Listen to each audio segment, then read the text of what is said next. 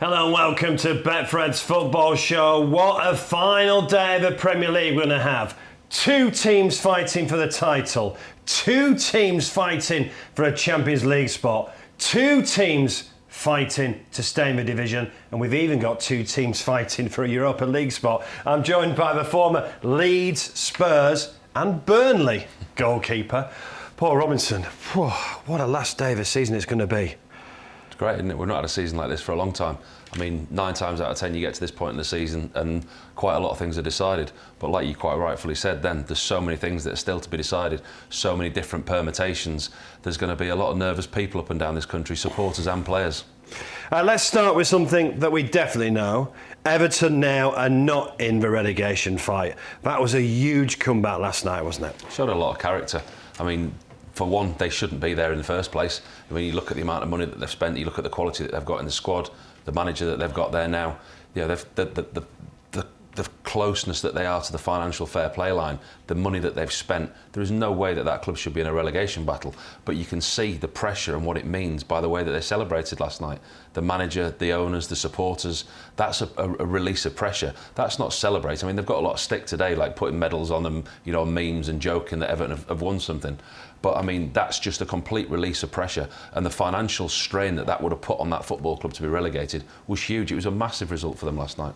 So it's going to be either Leeds or Burnley in that third relegation spot. We'll talk about that in detail later in the show. But let's hear from a very happy Frank Lampard. Incredible night. It goes, you know, been playing a long time, been coaching a relatively short time. I've had been fortunate enough to be part of amazing things, and this night goes right up there amongst them because of the circumstances. 2-0 down, 3-2. Premier League safety and what that means to this club from the top to the bottom, or the bottom to the top. You know, the fans, the board, the players, myself, my staff, and that's special. I feel like I'm full of thanks tonight. Thanks to the fans for taking me on board and supporting the players. They've driven us over the line. Thanks to the board and the owner for choosing me in a difficult time for the club mid-season when we were looking like we were heading in the wrong direction. And thanks for the players, because as much as I've spoke about the fans in the last 6 weeks, players did that today. Players. Yeah, well done, Everton. We've got a whole host of last day season specials. If you click on here, we've got the highest scoring game, the highest scoring team, total number of away wins. Paul will be interested in that. Certainly want an away win for Leeds and Spurs as well. Right, let's just park relegation for now. Obviously, it's massive for your two old clubs, especially Leeds as well. You were there for a long time. But let's just talk about the title race now. It's second time in 4 seasons it's gone to the final game between Man City and Liverpool. And it's only the 9th time since the Premier League started, but it's gone to the final day. Who can forget that Aguero moment when Manchester United thought they'd won it? Are we going to have another Aguero moment? I don't know. I think it'd probably be a little bit more cut and dried than that. I mean, you look at the two fixtures that they've got: Liverpool at home to Wolves, City at home to Villa as well. Both games that during the season you would expect them to win and win comfortably. The games take on a completely new complexity, you know, because there's a title involved. There's a huge award at the end of this game. All of a sudden, the games aren't as straightforward as you might think they are. I can't see either of them losing, in all honesty. You know, you look at the run that they've both been on. Liverpool haven't hit the heights that they've expected them to, but they just find a way. Well, they keep rotating unbeaten this calendar year, Liverpool. They keep rotating the team. They keep rotating the starting 11. They haven't played fluidly like they normally do. They hit the heights. They win games. They're still on for the quad. I mean, you look at the season they've had. It's an unbelievable season that they've had, and they're still in with a chance to win the title on the last day. Can they do it? Yes, I think they can beat Wolves, but I don't think they can win the title. Quite interesting though, isn't it, that obviously it is Steven Gerrard and Coutinho and Danny Ings all going to the Etihad. Yeah, I mean, if anyone would like to upset the party, I'm sure Steven would, with his Liverpool roots. Villa for me were disappointed midweek against Burnley. I thought Burnley played well again, but I think Villa have got to a stage now where Steven needs another transfer window. He needs to bring some fresh players into that squad. He needs to rejuvenate the starting 11, and I think he's kind of hit a ceiling with the players that he's got. It'll be a big ask for them to go to Manchester City at the weekend, but like you quite rightfully say, who else would love to upset the party? I just can't see it though. How good have these two been? I mean, between City and Chelsea, look, it's 19 points. I mean, between City and Manchester United, we'll talk about Manchester United later, it's a massive 32 points. How good have Man City and Liverpool been this season? Well, the league doesn't lie. I mean, you quite rightfully say, you look at the points difference. A lot of people, myself included, tipped Chelsea for the title this year when they signed Romelu Lukaku for 97 million at the beginning of the season. You're thinking they're going to have a real go. But these two, the managers, I think you look at the two managers, you've got to give them a lot of credit for the signings that they bring in. It's very difficult to bring players into a group that's already successful without upsetting that group. And these two managers have been able to do that over the years. They've rejuvenated, they've reinvented, and they've bettered their sides, and they've done it better than anybody else. We know that the problems that Chelsea have had this year, it's been well documented. But you look at the other big clubs up there, Tottenham, Arsenal, Man United, West Ham for a certain time, none of them have got sustainability that these two have. And when you look at fixtures and we talk about the fourth place for Champions League, Tottenham and Arsenal, that North London derby's huge. But you can't rely on them winning games either side of that North London derby. Whereas you talk about Manchester City and Liverpool, you look at them, they're going to win games. It's going to be very, very difficult to see where a chink in their armour's coming. And that shows the level that they're at. And we've got to give credit to Liverpool. Obviously won the League Cup, won the FA Cup. And all right, I know they had games in hand, but there was 14 points between Man City and Liverpool. A long time ago. I think a certain bookmaker even paid out at Manchester City a while ago, didn't they? He did. So we're going to hear from him in a moment. I think he'd be a bit nervous this weekend. But he says he's not. Anyway. No, yeah. I think it was probably the right decision. Looking at it, this, in all honesty, with the two games coming up, City I think will win the title. But I think the credit you give Liverpool, as you quite rightly say, the gap that they had months ago. But it wasn't just they were focusing on the Premier League. They've done that at the same time as winning the League Cup, the FA Cup, the Champions League final, and still in the hunt for a title. It's a massive achievement for them this year. It's been a fantastic season. Well, Paul's mentioned it. Fred paid out on Man City to win the title at Christmas. That cost him £750,000. Well, there's plenty of Liverpool supporters who've backed him to win the treble, win the Premier League, win the Champions League as well, which is a week Saturday. So it could cost Fred a lot of dough if Liverpool do win the title on Sunday. Is he nervous? Let's find out. Fred, you paid out on Man City to win the Premier League at Christmas. Did you ever think it'd go to the last day of the season? Not for 1 minute did I think it would go to the last day of the season. City were 14 points clear when I paid out on them. Past the post. Well, it just shows you nothing is past the post till it's past the post. It's going right down to the wire, this one, and what an exciting Premiership it's been. Are you worried? No, I'm not, because I believe City will still do it. They'll pull me out of the fire, so to speak. I mean, I think City will win on Sunday, and I think that Liverpool will on Sunday. I'll be in the box at City watching the game, kicking every ball, because if Liverpool should win it, my payout is going to be in the order of about £3 million. So I've got a bit riding on the match.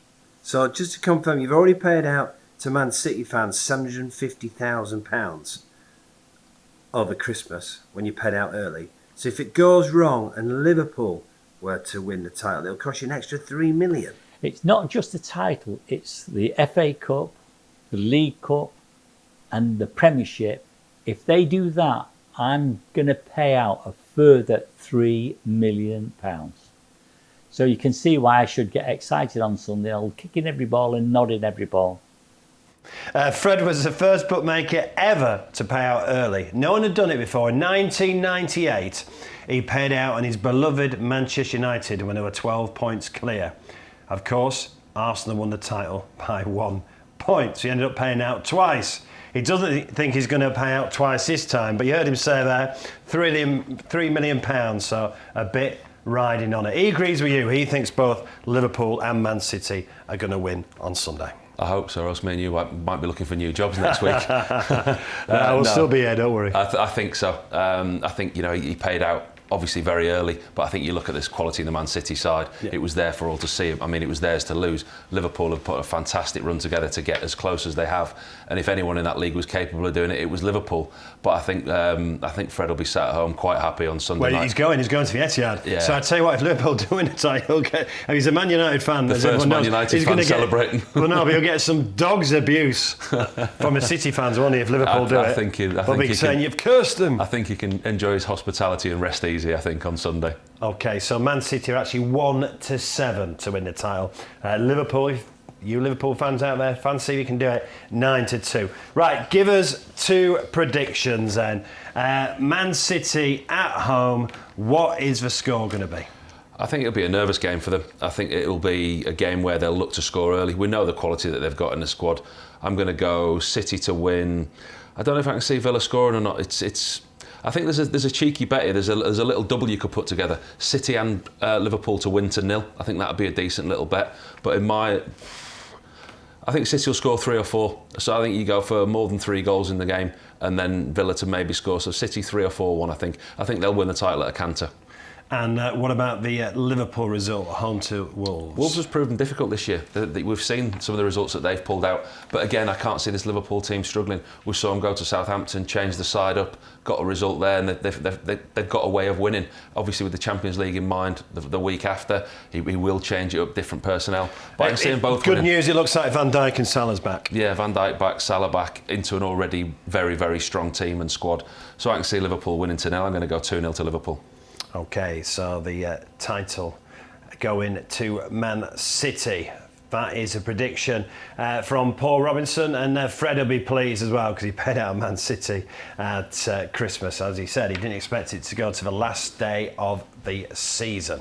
Right, here's an offer for you. Arsenal, Liverpool, Man City and Spurs all to win. That's Arsenal, Liverpool, Man City and Spurs all to win. Arsenal play Everton. Liverpool, as we've discussed, are at home to Wolves. Man City at home to Villa. And Spurs are away at Norwich. We'll give you some Spurs team news a little later, by the way, but it's not as bad as the rumours on Twitter about the Spurs team news. So they're all to win. We've boosted that to 7-4. 7-4. Right. That's a great bet. I like that. Yeah. That's a good bet. Right. I'm sorry, mate. We're going to have to talk relegation. You were at Leeds in 2004, weren't you, when the last time they were relegated from the Premier League? Look, this is going to sound a stupid question, but how bloody tough is it as a player then? It's hard. I mean, it's very, very difficult. I mean, I think it's unfair to compare the two teams because we were in the middle of the financial collapse at Leeds, if you like. We had players leaving left, right and centre. We didn't know who was going to be there at the weekend. We were a team made up of 3 or 4 experienced players like myself that were still there. Academy players and loanees, and it was an unrecognisable team and an unrecognisable events that were going on off the field. So I think to compare the two is very difficult. I think the team that they've got now is good enough to stay up. Had they strengthened it, it's very, very difficult as a player because the first thing you do in the dressing room before a game like that, you say, right, we keep it tight, we don't concede for 20 minutes, we stay in the game. Arsenal away in the last home game, they've had 2 players sent off in the first 20 minutes and conceded a goal. They've made it almost impossible for themselves. And I think the pressure that comes with playing these games, Brentford away is always going to be a tough game. It's a game where they would have looked to have got something during the season, but now all of a sudden as a must-win game, it's a very, very tough game. They've got the mental strength to do it, they've got the ability to do it without a shadow of a doubt, but it all comes down to how the players react on the day. I think, in my opinion, the manager's set them up far too defensively. One of their main strengths over the years, the last 2 years while I've been in the Premier League, has been going forward. The new manager's come in, he's changed the shape, he's played defensively. Their most creative attacking goal-scoring threat, Rafinha, left-footed, he's played right wing-back against Chelsea, which I just couldn't fathom. The change of manager, I can understand and I can see what they were doing at the time. Have they got the right man? I don't think they have. Will he last past Was it right to get rid of Bielsa? I think it probably was, Mark. They were conceding goals, but clearly the players loved Bielsa and they were playing for him. The players loved Bielsa and he could get that little nth degree out of those players and make those players better. You look at the players, Liam Cooper, Calvin Phillips, 2 players, for example, that were in and out of the squad in the Championship. He's made Calvin Phillips England's Player of the Year last year. So the Bielsa effect was there. But they got to a point where they'd lost all confidence. They didn't even know which way they were facing. They were conceding stupid goals. The amount of goals they've conceded was unforgivable. I think the manager change was right. I don't think they've got the right man. I think regardless of what division they're in next year, he won't be there beyond Christmas. I think he's made bad decisions. Not selection-wise, because he hasn't got a big enough squad to choose from. I think there's a lot of talk, it's about players coming in January, and they're saying that they should have invested, which they should. In January, they knew that Patrick Bamford was out for the season. They knew that Calvin Phillips was out for the season. And there's one side track saying it was Bielsa who wanted a small squad. The other side track is saying that the board didn't back him. But the board made a statement before January saying we're not going to sign players to the detriment of the development of our youngsters that we think are good enough. Those youngsters haven't played. Until the last 2 games where they've had to, through 2 or 3 games, those youngsters haven't played. So the buck has to stop at somebody's door for not bringing players and strengthening that squad in January, which is what's cost them. What's gone wrong, man? Because certainly, I mean, that comeback against Wolves felt like a pivotal moment, didn't it? And maybe Leeds could kick on from that. But the team that's kicked on is Burnley, isn't it? I mean, Leeds is 2 points from a possible 15, not one since the 9th of April, Watford. And Burnley, they've managed to pick up 11 points from the last 21. Well, that's it. I mean, you look at the revival of Everton and Burnley. You say so many times when you're down there in the league in this position, don't rely on other results. Don't rely on other teams not winning. And this is the perfect example of it this year. I mean, probably sat in this chair 6 or 7 weeks ago, we looked at the table and we've got, well, probably 34, 35 points will keep you up this year. And it has. And it won't. 35 points has been enough for the last 10 but years. all of a sudden, Burnley decided to put a run together. Everton put a run together, and then Leeds are in a relegation battle. I mean, Watford and Norwich have always been cut off. Yeah, because about a month ago, Leeds were 10-1 to be relegated. They're now 4-11.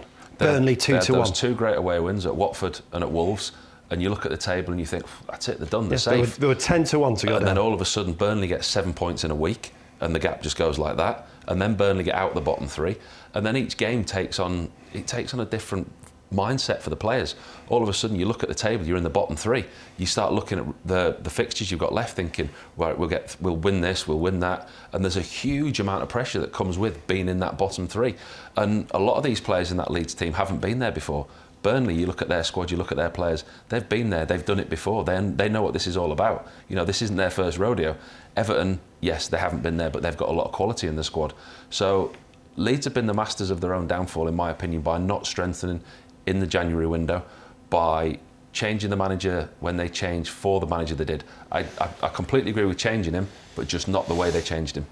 I suppose all you want as a player is to be in your own hands as well, isn't it? And it's in Burnley's own hands now. Yeah, I mean, the perfect example is Leeds' goal difference. I mean, minus 38, 70, minus 70-something goals this year. You can't stay in the league like that. It's criminal. They've got the most yellow cards in the league. I think they're on 97 yellow cards. Ill discipline and poor defending's cost them this year. And that's why they are where they are. I mean, they finished 9th last year. So you, as a Leeds fan, as a Leeds people, you're talking at the end of last season, what would be a good season this year? Quite a few educated people said finish 17th and stay in the league would be a great finish. Others thought you'd strengthen and you'd push up the league. But that's not been the case this year. You know, the amount of goals that they've conceded has really cost them. So how do you see Sunday then? So it's Brentford, Leeds, Burnley, Newcastle. This is almost uncallable. You can make arguments for any kind of result here. I mean, I can see them both drawing, I can see them both winning. I can see Newcastle winning because they're playing so well. I can see Brentford winning, you can see them both losing. And the goal difference for Burnley, if they both lost, Burnley would stay up. All Burnley have to do is match what Leeds have done. But I look at the table, Brentford can move up a place if they pick up points. The way that Thomas Frank's got his team drilled, you saw the way they played at Goodison. They're not going to be on the beach. Yeah, possibly sneak into a top 10, couldn't they, Brentford? But same for Newcastle. So what you have to say is the sponsorship money, the Premiership money that the teams get. So it's per place. So if you look at Newcastle, they can go 2 places up the league, which is financially huge to that club. I mean, it doesn't matter because of the owners that they've got. You look at Brentford could climb a place in the league. Yeah. That's the matter of hundreds of thousands of pounds. And the games I've watched this week, Burnley, last night, Southampton, Liverpool on this week, Villa, Burnley. Look, there's no one packing their bags, is there? There's integrity of the league is there. Newcastle are going to be rocking up to Turf Moor wanting to win, and Brentford will want to beat Leeds. Yeah, I can make an argument for both. I think if I was wanting to be in one dressing room, I'd want to be in the Burnley dressing room. Because it's in your own hands. Because it's in your own hands and you're at home. We all know what a tough place Turf Moor is to go. The Leeds support is fantastic. We know the Leeds fans are unreal wherever they go. They're going to pack that tiny little corner of the Brentford Stadium that they get.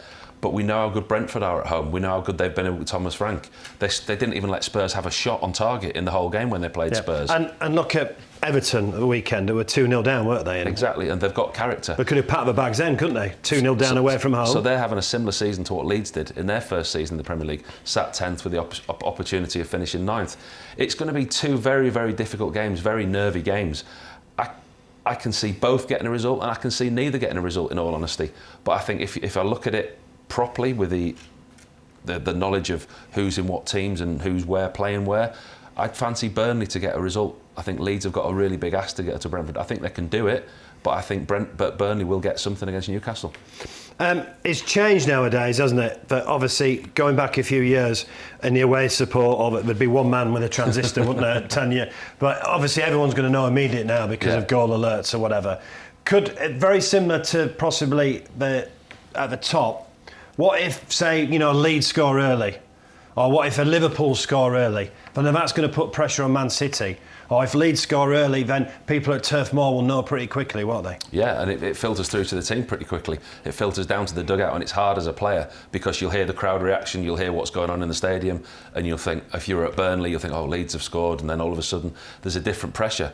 The pressure around this game is almost unrecreatable. You can't recreate this pressure anywhere. It's like a penalty shootout trying to recreate it at the training ground. No matter how many times you take a penalty at training, you can't fill a stadium up. You can't create that pressure situation. And that's the same with these games on Sunday. They're two huge games, and you look at what's at stake for both teams.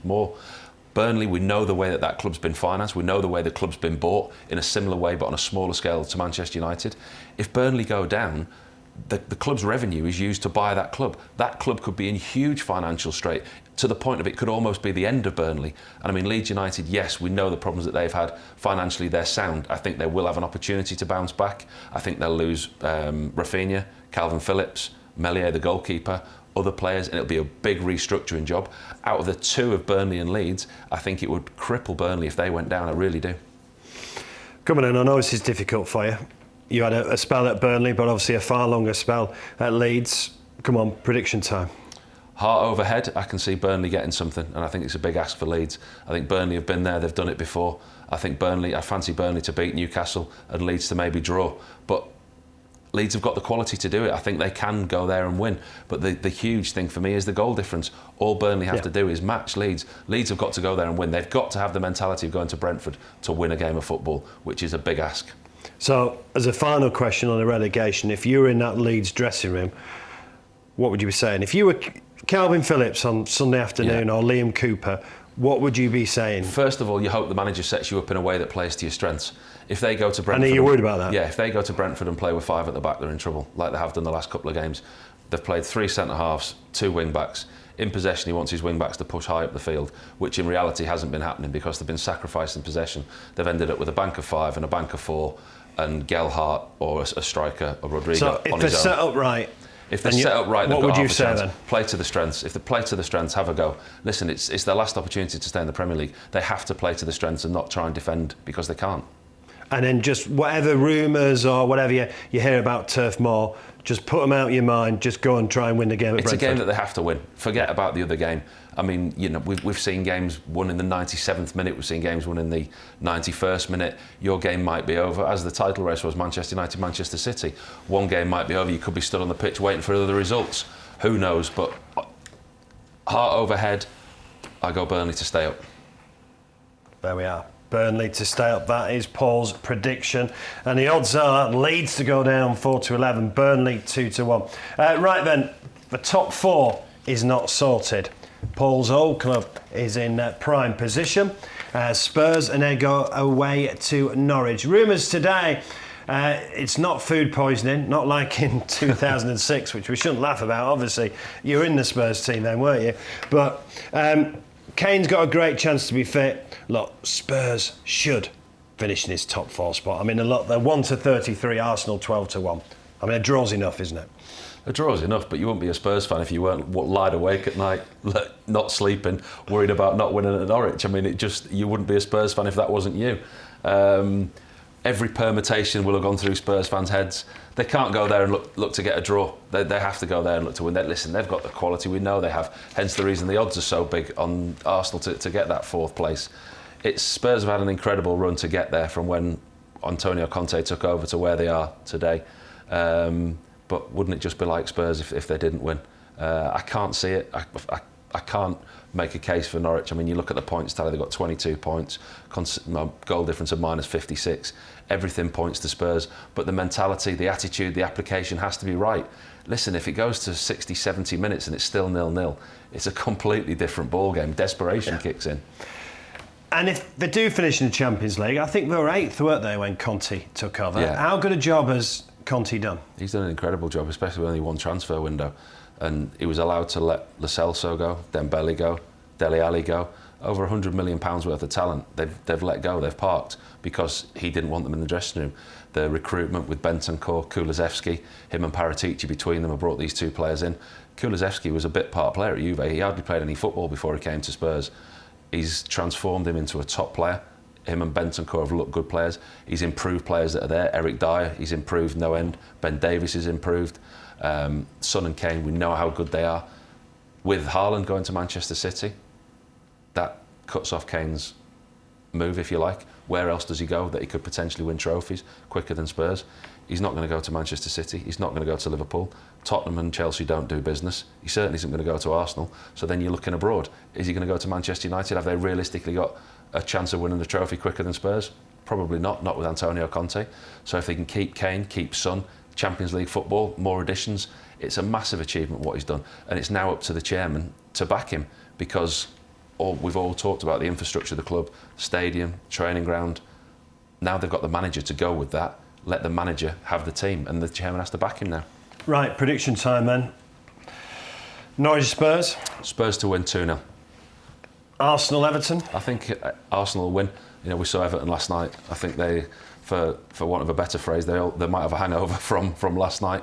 They've not been great this season. I think Mikel Arteta will be disappointed with the way that Arsenal played up at Newcastle, and he'll want his team to finish on a high. Listen, for them, they're still seeing an opportunity of Champions League.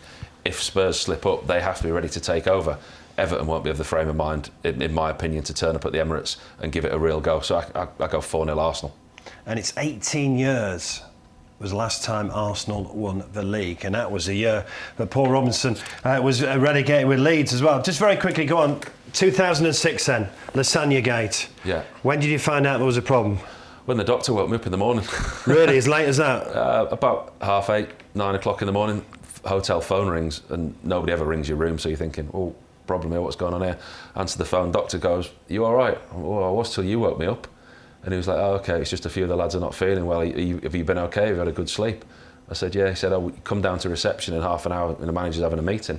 So I went down to reception, and there was bodies strewn all over the place, like lads laid on the sofas, and very like pasty, pale, and just, you can tell that lads aren't right, and they're just sat there like that, half asleep. Some of them look like they've been up and out all night.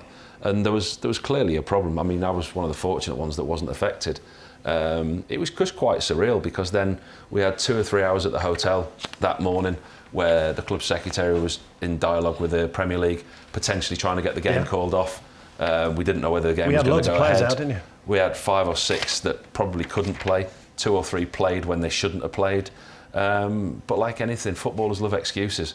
So when that game didn't quite go right, I think there was a few more that didn't feel well, and there was a few more, oh, well, that was an excuse, we didn't play well because of that. Listen, I'm not for 1 minute saying it didn't ravage through the squad, but I think we could have probably given a better show of ourselves on the day than we did. Very, very honest opinion. Thanks for that, Paul. So Spurs are a short price to finish in that top 4. And don't believe the rumour, there's no food poisoning this time. Harry Kane has been unwell, but he's expected to be fit for Sunday. Right, very quickly, one other thing that needs sorting out is who finishes in the 6th spot, and that means the Europa League, and the 7th will be the Europa Conference. Man United 1-5, West Ham 100-30. Man United are away at Palace, West Ham are at Brighton. Who would have thought Manchester United are battling to finish in the Europa League and not the Europa Conference? I know, that gives you a little insight into the size of the job that Erik ten Hag has got, hence the reason that he finished at Ajax one day and started at Manchester United the next. There's a big job to be done there, and I think you look where they are in the league, and you look that they're fighting to get in the Europa League, tells you a lot about their season. West Ham, on the flip side of that, they've had a great season, but yet they're still in 7th place. Yeah. Quite a lot of the season they occupied 4th place. David Moyes again, I think, has been guilty of having a threadbare squad. Whether that's, it's not down to his failings. I think that's down to not being able to bring players in with the board in January. I think in the run that they had in Europe, they were unlucky not to get in the final. And I think if you look at the beginning of the season, you offer West Ham the season that they've had, they would definitely take it. So, Brighton, West Ham, how do you see it? Brighton played well at Ellen Road last week against Leeds, but again, it's a team now. They're sat mid-table 10th, and I think that's probably about right for them, about where they are. West Ham will go there wanting to get a win. Obviously, in all honesty, Mark, I can see them both winning. Manchester United away at Palace, saw Palace fold at Everton. Yeah, and it'll stay the same. I can see them both winning and it staying the same, and Manchester United getting that final place. And very quickly, 2 other games in the Premier League: Chelsea-Watford. Home win. Watford been dead and buried for a long, long time. I think there's a lot of unrest in that camp. We heard Ben Foster's interview talking about his teammates, and I think they've been really, really poor towards the end of the season. Norwich have had a poor season, and Watford have only got 1 more point. So I think it'll be a breeze for Chelsea at the end of the season. And Leicester-Southampton. Leicester to win for me, because they can climb up a place in the league if other results go their way. If you look at Wolves, if they probably think that Wolves are going to get beaten at Anfield, Leicester can go up another place. So an 8th place finish for Leicester, so I'm going to go for a Leicester win. And very quickly, we've got the Scottish Cup final, Rangers versus Hearts. League One playoff, this is massive. I'm looking forward to watching this. Sunderland versus Wickham. And we've got the National League North. York City, Paul was there as a youngster. They entertained Boston, and that's a sellout in their new stadium. And there's a playoff in the National League South as well. So good luck to everyone in the playoffs this weekend. Right then, really enjoyed your company. But let's just recap. Who wins the league? Manchester City. Fred's going to be a happy man. Who finishes in 4th? Tottenham, of course. And finally, who goes down? This is through gritted teeth. I think it's going to be Leeds. It's a huge Sunday. They all kick off at 4 o'clock. So Paul is predicting Man City to do it. That'll be the 3rd time in 4 years, and a 6th Premier League title as well. He only won the first one in 2012, of course. Aguero. Could we have another Aguero moment in the Premier League? Whether it's at the top or the bottom, all the games kick off at 4 o'clock. And if you can have a bet on the Premier League this weekend, please keep it fun. Gamble responsibly. And if you're a supporter of one of those teams, good luck.